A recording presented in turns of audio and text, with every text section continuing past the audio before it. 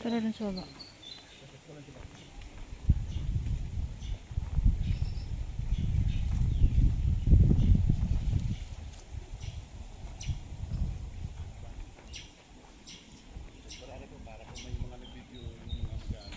Sir, kasama to, di ba?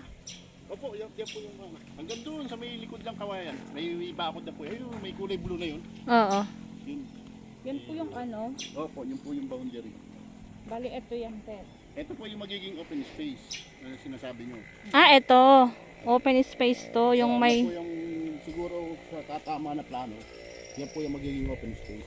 Ah, ito. Opo. Hindi Mula ito. Yung cement na yun, magti 3 meters po pasok. Yan po yung lugar na magigit na yun. Ito po Okay. yung 1,000 na nakikita sa mapa. Yan. Yung patag na yan. Ah, yun yung one. Ah, yung patag na yun yung 1,000. Opo, yan po yung 1,000 na nakikita yun sa may bandang kanan. Ah, okay. Tapos dito yung open space. Yun po yung sinasabi nyo na nakuha na, yung sulok dun. Ito yun, sir, di ba? Yan yung may Okay. puno ng mangga na yan. Ito yun tayo, oh.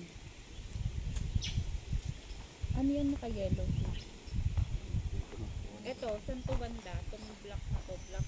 Ayun po doon sa may ano na yun. Hindi, may ilog dito. Block 8. Yan yung kawayan mga puno kawayan na yan. Yung puno ng mangga. Hindi to tumataas ang ilog, ano? Hindi po.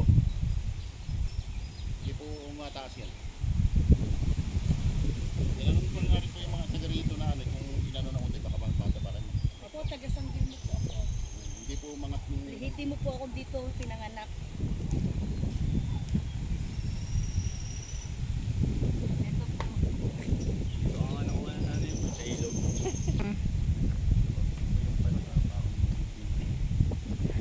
Ito yung 1,000 square meter plus. Yan yung open space. Ayan, may Yung ilog patag po area. sa baba, pero malayo na po sa lote. Kaya sa mga gustong maligo, pwede naman. Yung kabila yung posta. Ito naman yung open space nila isa.